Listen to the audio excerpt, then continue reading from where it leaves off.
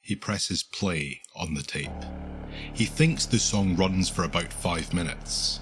It did last time he played it, but sometimes they change, so he has time to run to the toilet. It's not like anyone is listening, but he's committed to the gig. Long gone are the possibilities of DJing in a proper station with a producer to keep things running and to bring him coffee. The path to his flat toilet is cluttered with promo discs, press releases bursting from their jewel cases and sleeves, along with piles of The Skinny and other music magazines he once wrote for. He doesn't read them anymore because it becomes a frantic hunt for clues as to when he was set on this path. Every rereading of a review or feature makes him wonder how and why he was chosen. A bad review to the wrong person?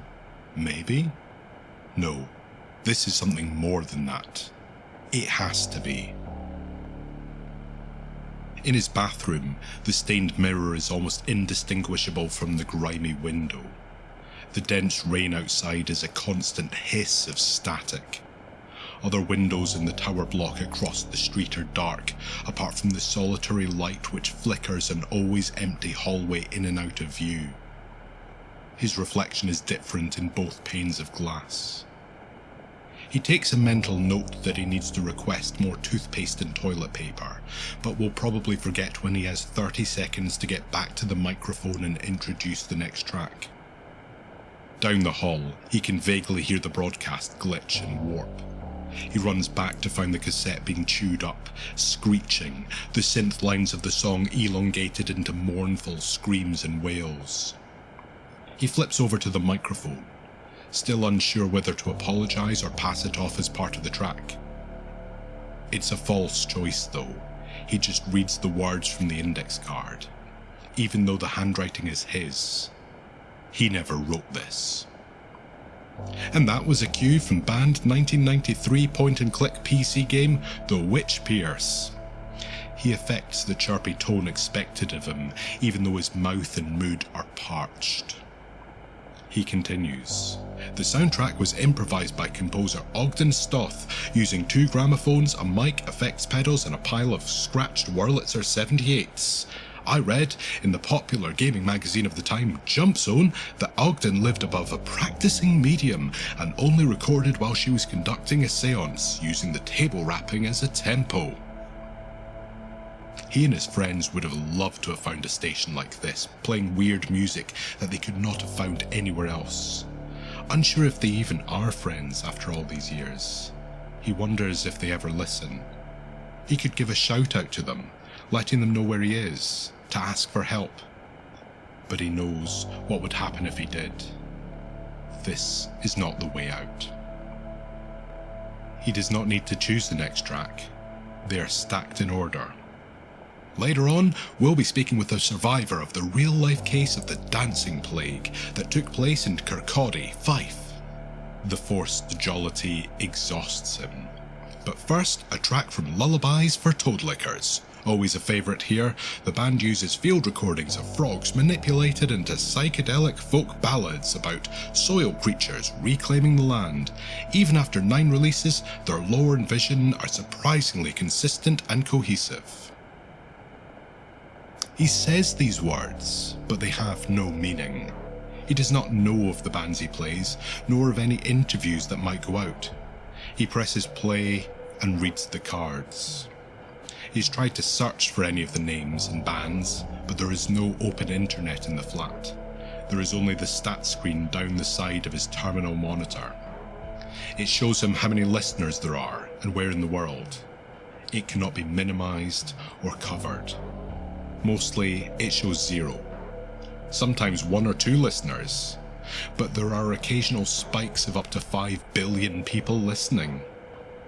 Sometimes there is 1 listener, from Glasgow, who tunes in for days at a time. He does not know who these people are. There is a small window for live comments and social media posts below the stats, but it is always empty. The power button on the screen does not respond. He once tried covering it with an old fraying band t-shirt, but the broadcast went down and his deliveries stopped until he took it off. He has to watch.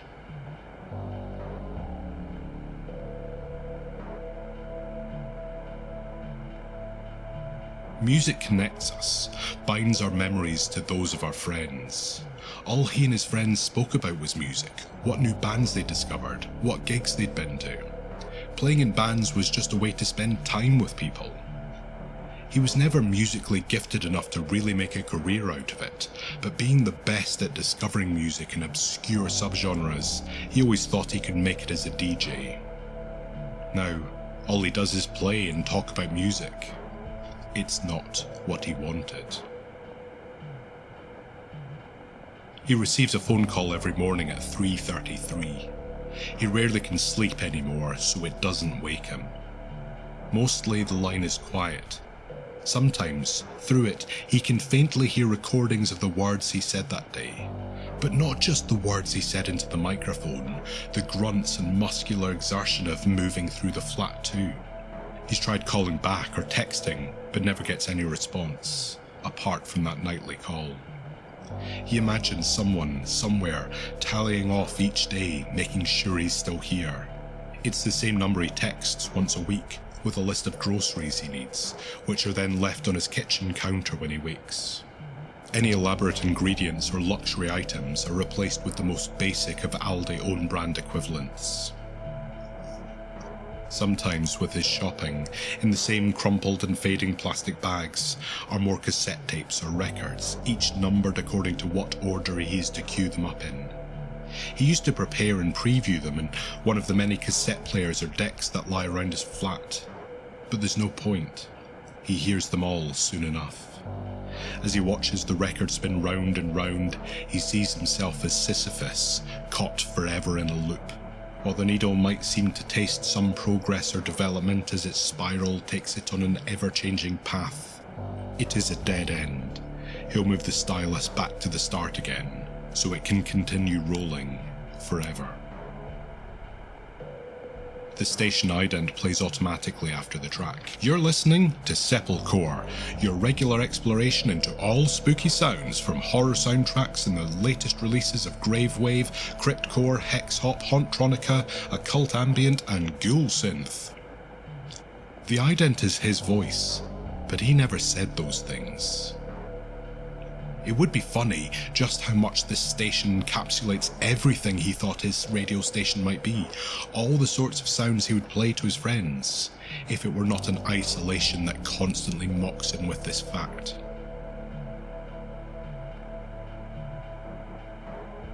He hears a noise, a rattle of keys and the door chain being unfastened from the outside.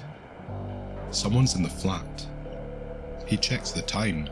He's never seen anyone come to tend to the station, so freezes, unsure whether he should go look or what would happen if he disturbs the routine. The current track still plays. Suddenly certain, he dashes just in time to see someone walk past.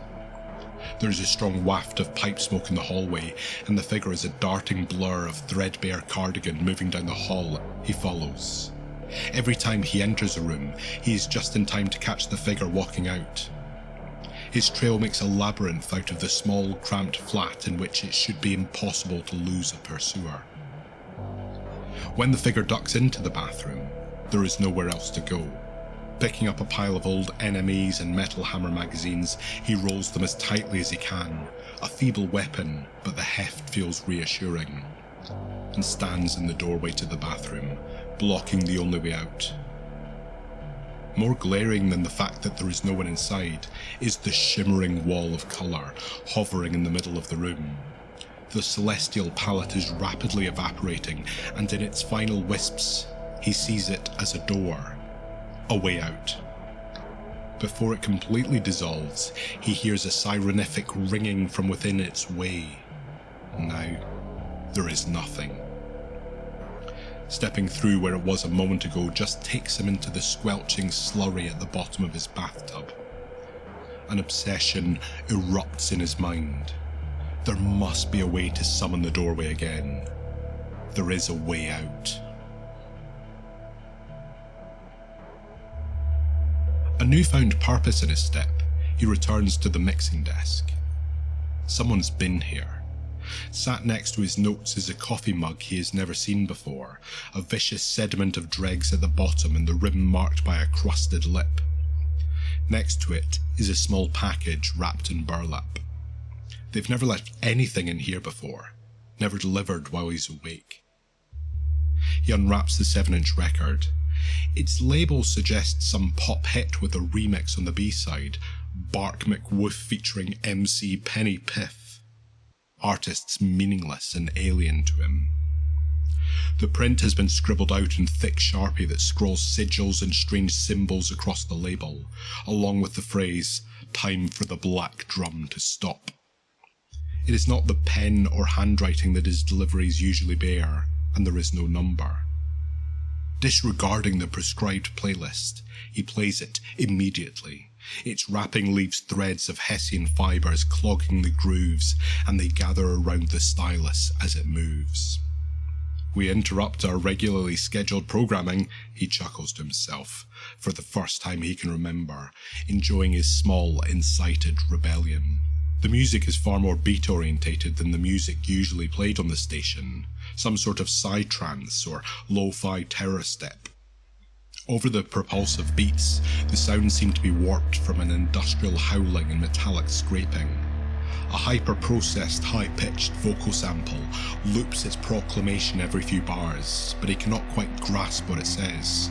Something like, "The teeth unwrapped, her cage unlatched," is the best he can decipher. His feet instinctively tap to the rhythm, something else he's not done for a long time. He'd forgotten what it meant to enjoy music.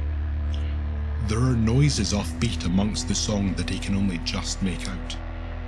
Turning up the monitors, he hears distant voices and laughter and chanting coming from the speakers amongst the din. Skipping the needle back to try and better hear the song's hidden message, the undertow of dialogue continues and does not skip back with the music. It moves forward, quite separate from the recording. He's never heard anything like this. When the track finishes, he immediately plays it again.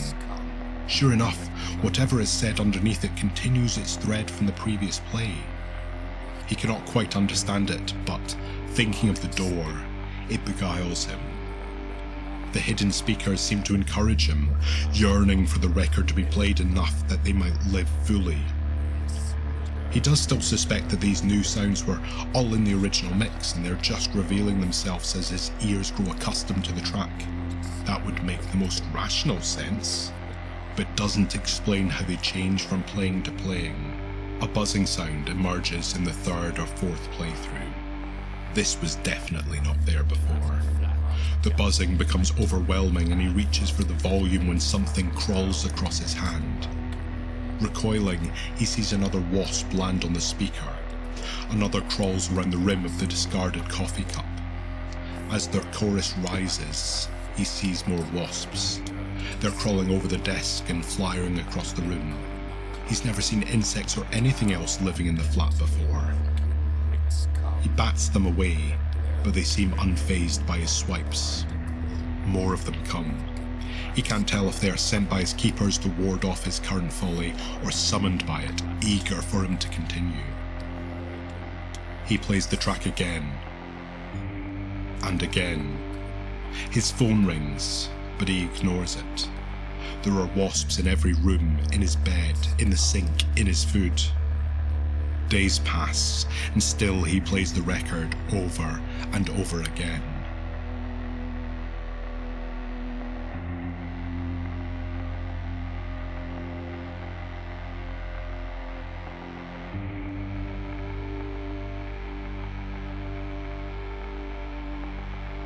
The air has changed in the bathroom.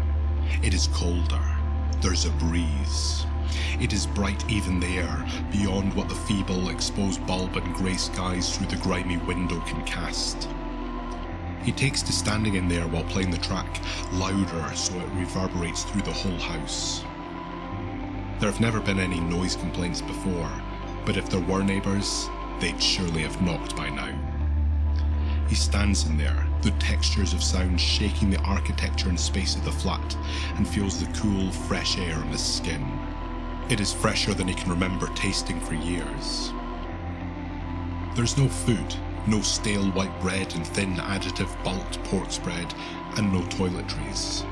The deliveries have stopped completely. He knows if he returns to the scheduled playlists, they will start again, but he doesn't care. This current punishment is nothing on top of the punishment he's endured for he does not know how long. He can taste freedom. He returns to the studio only to play the track again. Overrun by wasps, their frantic dances seem to ride the changes in the air, the mutating space. The stats screen is flashing red and he makes to ignore it, figuring it is further admonishment for neglecting his duty. But it is not. There is a notification he has never seen before. Someone is recording the feed. Where previously he held vague notions of shadowy cabals listening in to his incarceration, ensuring that the sentence is being carried out, now there is a record of him out there, somewhere in the world. And somewhere out there, this song is replicated. He plays it again.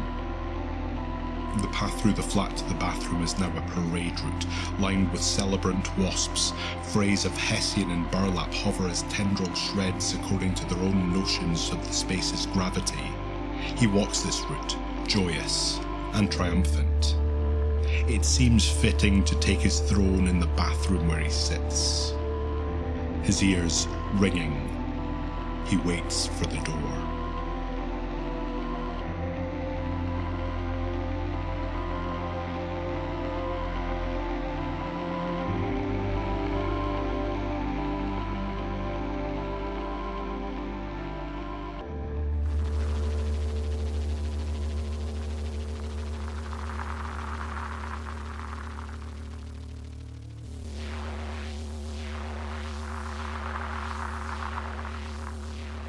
I have always enjoyed the liminal spaces between stations. Digital radio will never give this uncertain cloud of white noise into which dreams of talk shows, commercials and decaying pop songs drift. Although it lacks FM's mutating remixes of popular songs and hosts, shortwave conjures the most unusual and uncanny excursions into the static. It was while I was driving through the East Nuke of Fife that my phone's Bluetooth connection conked out, so, rather than listen to the torrential rain outside, I flipped over to the imperfectly tuned radio. When I found that station, I had to pull over to grab my portable field recorder out of my bag. I was never able to find it again, nor was I able to find any trace of the bands that it played, but I treasured that recording. It was only a small snippet of that radio station that I caught, but it was enough. When I play that recording for the dead woman in my flat, she comes.